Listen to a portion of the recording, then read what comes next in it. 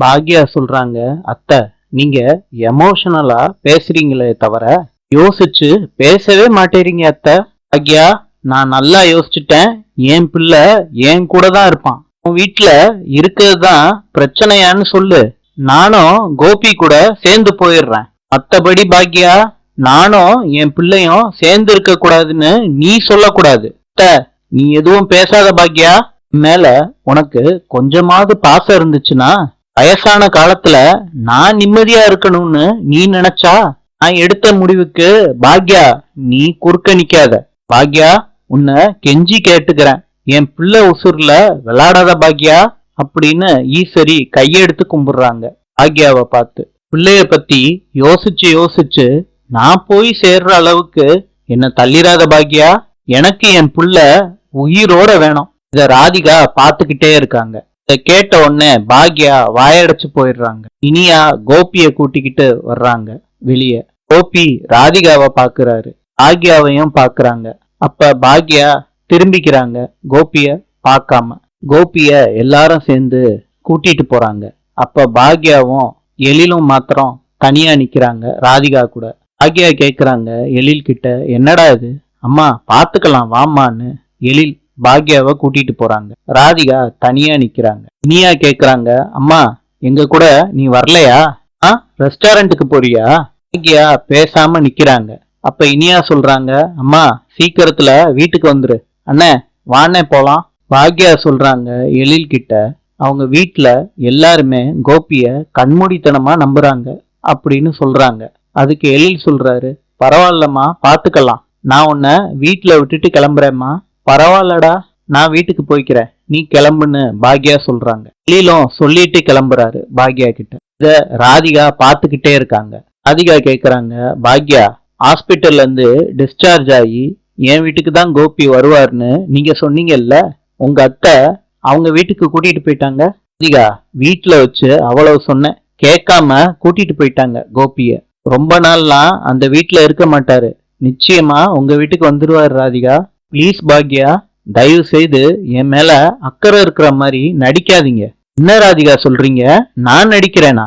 பாக்யா, கோபி உங்க வீட்டுக்கு வரணும்னு தானே ஆசைப்பட்டீங்க. ராதிகா, நான் எதுக்கு ஆசைப்பட போறேன்? ப்ளீஸ் பாக்யா, திருப்பி திருப்பி நடிக்காதீங்க.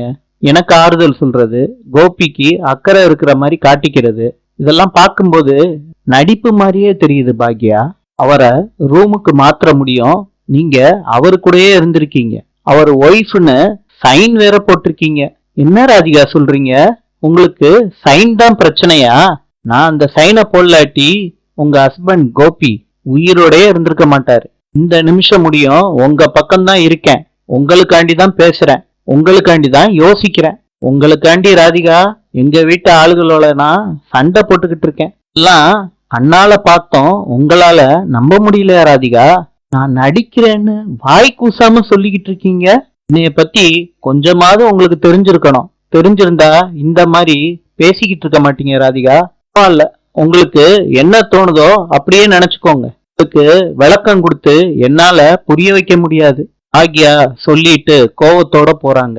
ராதிகா என்ன பண்றதுன்னு தெரியாம முழிச்சுக்கிட்டு இருக்காங்க. கோபிய வீட்டுக்குள்ள கூட்டிட்டு வராங்க. ஜெனி கேக்குறாங்க, அங்கிள் எப்படி இருக்கீங்க? நீ ஐ எம் ஆல் ரைட், இப்ப பரவாயில்லம்மா. ஈஸ்வரி சொல்றாங்க, கொஞ்சம் மஞ்சள் சுண்ணாம்பு அதெல்லாம் எடுத்துக்கோமா, ஆலத்தி கரைச்சு எடுத்துட்டு வான்னு ஜெனி கிட்ட சொல்றாங்க. அதுக்கு ஜெனி சொல்றாங்க, பாட்டி நீங்களே எடுத்துக்கோங்க அப்படின்னு சொல்லிட்டு வேகமா ரூமுக்குள்ள போயிடுறாங்க ஜெனி. ஈஸ்வரி சொல்றாங்க, உன் பொண்டாட்டி எப்படி நழுவி போறான்னு பாடுறா செலியா. ஈஸ்வரி சொல்றாங்க, நீயாவது ஆலத்தி கரைச்சு எடுத்துட்டு வா செல்வி. அம்மா திடீர்னு சொன்னா எப்படிமா? வெத்தலை சுண்ணாம்பெல்லாம் எங்கம்மா போய் தேடுறது? செல்வி அதெல்லாம் வாங்கி வச்சாச்சு, என் ரூம்ல தான் இருக்கு, போய் எடுத்துட்டு வா. செல்வி சொல்றாங்க, அக்கா கத்துறதெல்லாம் கத்தட்டும், நான் செய்யறதுதான் செய்வேன் அப்படின்னு முடிவோட இருக்கீங்க போல இருக்கு. என்ன செல்வி முணங்குற? இன்னும் இல்லம்மா, கிட்ட இந்த வேலையை சொன்னேன் பாரு, நானே கரைச்சு எடுத்துட்டு வந்துருவேன் அப்படின்னு ஈஸ்வரி ஆலத்தி எடுக்கிறாங்க கோபிக்கு. இந்த வேலையாவது பண்ணு, இத போய் கொட்டிட்டு வா. ஜெனி கேக்குறாங்க ஈஸ்வரி கிட்ட, பாவம் இல்லையா ஆண்டி? இதுக்கு ஈஸ்வரி சொல்றாங்க, பாக்யா பாவம் தான், ஆனா என் பையன் ரொம்ப பாவம், அவனை பத்தி தான் என்னால யோசிக்க முடியும் இப்ப சொல்லிட்டு கோவத்தோட போறாங்க. பாக்யா வீட்டுக்கு வர்றாங்க. அப்ப ஈஸ்வரி சொல்றாங்க, கோபி என் ரூம்ல தான் இருக்கான். மாடி ஏறி சிரமப்பட வேணான்னு என் ரூம்லயே தங்கிக்க சொல்லிட்டேன். இப்ப கோபி தூங்கிக்கிட்டு இருக்கான். எந்திரிச்ச உடனே மாத்திரை சாப்பிடணும். பாக்யா, நீ கோபிக்கு சாப்பாடு மாத்திரம் பண்ணி வைக்கிறியா? பாக்யா, எல்லாருக்கும் சமைக்கிறத அவனால சாப்பிட முடியாது. நீ அவனுக்கு தனியாவே பண்ணிரு. உப்பு இல்லாம காரம் கம்மியா ஒரு பத்திய சாப்பாடு மாதிரி அந்த மாதிரி பண்ணிரு. மத்தியானத்துக்கு மாத்திரமா இல்ல நைட்டுக்குமா? ஆக்யா, என்ன தெரியாத மாதிரி கேக்குற? 3 வேளைக்கும் தான். மெனு உங்க பிள்ளைகிட்ட இருந்து வாங்கணுமா இல்ல நீங்க சொல்றீங்களா அத்தை? ஆக்யா, நீயே பார்த்து ஏதாவது ஒண்ணு பண்ணிரு. சமைச்சு கொடுத்தா மாத்திரம் போதுமா இல்ல வேற ஏதாவது பணிவிட பண்ணணுமா? சொல்லுங்க அத்தை, சொல்லுங்க. அவரு இங்க வரக்கூடாதுன்னு நான் எத்தனையோ ட்ரிப்பு உங்ககிட்ட அங்க சொன்னேன். எமோஷன் டிராமா பண்ணிட்டு இப்ப சாப்பாட்டு ஆர்டரை என்கிட்ட குடுக்குறீங்களா? இது நான் நடத்துற ஹோட்டல்னு நினைச்சுக்கிட்டீங்களா அத்தை? ஐயா, உங்க பையனுக்காண்டி ஒரு துரும்ப கூட நான் எடுத்து போட மாட்டேன் அத்தை. கூட்டிட்டு வந்தீங்கல்ல, நீங்க தான் பாத்துக்கணும். நீங்களே சமைச்சு போடுங்க, என்கிட்ட எதையும் கேட்காதீங்க. இன்னொன்னு அத்தை, உங்க பையன் ரூமை விட்டு வெளியே வரக்கூடாது. வராம நீங்க தான் பாத்துக்கணும். வெளியே வந்து நாட்டாம பண்றது, வீட்டு விஷயத்துல மூக்க நுழைக்கிறது அப்படிலாம் பண்ணாரு, நான் சும்மாவே இருக்க மாட்டேன் அத்தா. ஏன்னு சொல்றாரு. அம்மா, ஏம்மா இப்படி மனசாட்சியே இல்லாம பேசுற? ஐயா, நீ மனசாட்சிய பத்தி எல்லாம் பேசவே கூடாது. இனியா சொல்றாங்க, டாடி பாவம்மா. பாக்யா போடி அப்படின்னு சொல்லிட்டு போயிடுறாங்க.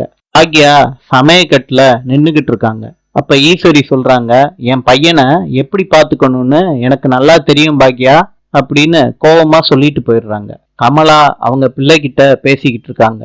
ராதிகாவை பத்தியும் கோபிய பத்தியும் பேசிட்டு மயூ கிட்ட சொல்றாங்க, உன் மாமா கிட்ட தான் பேசிக்கிட்டு இருந்தேன். ராதிகா வீட்டுக்கு வந்துடுறாங்க. மயூ கேக்குறாங்க, டாடி எங்க மம்மி? ராதிகா, மாப்பிள்ள எங்க? மாப்பிள்ள ரூம்ல பெட்ஷீட்டு தலாணி எல்லாம் மாத்தி வச்சிருக்கேன். மாப்பிள்ளைக்கு உடம்பு சரியாற முடியும், மயூ என் ரூம்லயே தங்கி கேட்டோம். ராதிகா, நான் போய் மாப்பிள்ளைக்கு ஆலத்தி கரைச்சு எடுத்துட்டு வரேன். அதுக்கெல்லாம் அவசியம் இல்ல. ராதிகா சொல்ற, ஆஸ்பத்திரில இருந்து வர்றாரு மாப்பிள்ள, ஆலத்தி எடுக்க வேணாமா? அம்மா, நேரா கோபி அவங்க வீட்டுக்கே போயிட்டாங்க. உடம்பு முழுசா குணமான பிறகு கோபிய பாக்யா அனுப்பி வைக்கிறாங்களாம். எனக்கு நம்பிக்கை இல்லாம தாமா வந்தேன். மேட்டு கோபி இந்த வீட்டுக்கு வரமாட்டாருமா. ராதிகா, உனக்கு என்ன பைத்தியமா பிடிச்சிருக்கு? கோபிய கூட்டிட்டு போறேன்னு சொன்னா விட்டுட்டு வந்துருவியா?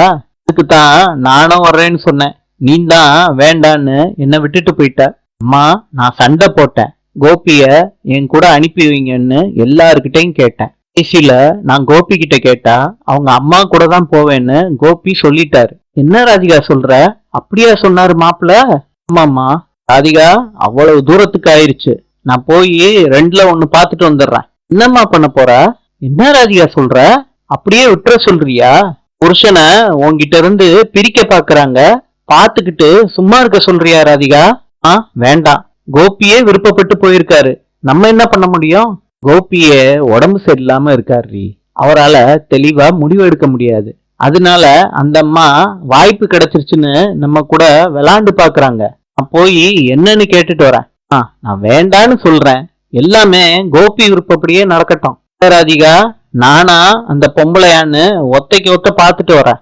மயூ கேக்குறாங்க ராதிகா கிட்ட, டாடி நல்லா இருக்காருல்ல? நல்லா இருக்காரு.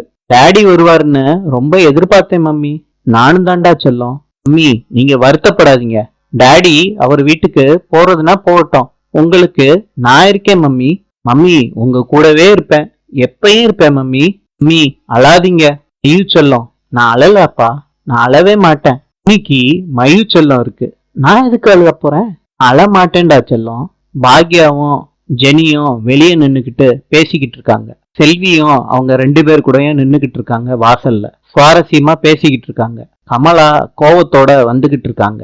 அப்ப செல்வி சொல்றாங்க, சொல்லி வாய மூடல, பெரிய பிரச்சனையே வந்துகிட்டு இருக்கு. பாக்யாவ கமலா கோவத்தோட பாக்குறாங்க. செல்வி கேக்குறாங்க, என்னம்மா அப்படி பாக்குறீங்க? அக்காவ பார்வையில எரிச்சிருவீங்க போல இருக்க. என்ன பாக்யா, விளாடுறியா? உரிமை உள்ள ராதிகா எங்க வீட்டுல உட்கார்ந்துகிட்டு இருக்கா, நீ மாப்பிள்ளையே இங்க கூட்டிட்டு வந்திருக்க. என்ன கேட்க ஆள் இல்லைன்னு நினைச்சுக்கிட்டு இருக்கீங்களா? கமலா, இங்க எதுக்கு வந்திருக்கீங்க? உங்க மருமகனை இங்க கூட்டிட்டு வந்துட்டேன்னு நியாயம் கேட்கறதுக்காண்டியா? அதுக்கு தான் வந்திருக்கீங்கன்னா பேச வேண்டியது என்கிட்ட இல்ல, உங்க மருமகனோட அம்மா கிட்ட. அவங்க தான் உங்க மருமகனை கூட்டிட்டு வந்தாங்க. அவர் இங்க வந்ததுக்கும் எனக்கும் எந்த சம்பந்தமும் இல்ல. அடிக்காத பாக்யா, எல்லாமே ஒரே களவாணி கூட்டம் தான். இதை கேட்ட உடனே பாக்யா கடுப்பாறாங்க. நாளை சந்திப்போம்.